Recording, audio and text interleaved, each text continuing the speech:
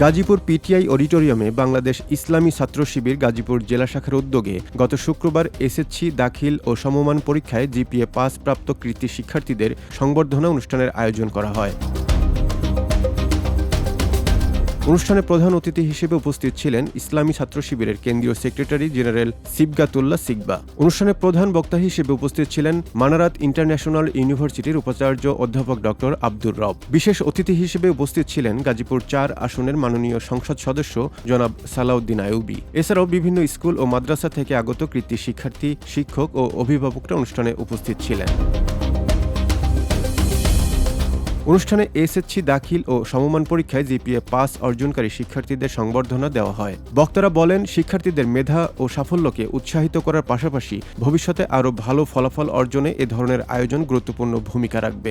একই সঙ্গে মেধাবী শিক্ষার্থীদের দেশ গঠনে গুরুত্বপূর্ণ ভূমিকা রাখার আহ্বান জানান তারা। উক্ত অনুষ্ঠানে সভাপতিত্ব করেন ইসলামী ছাত্র শিবির গাজীপুর জেলা শাখার সম্মানিত সভাপতি ইঞ্জিনিয়ার ইসমাইল পাঠান ও সঞ্চালনায় ছিলেন জেলা সেক্রেটারি বাইজিদ মাহমুদ।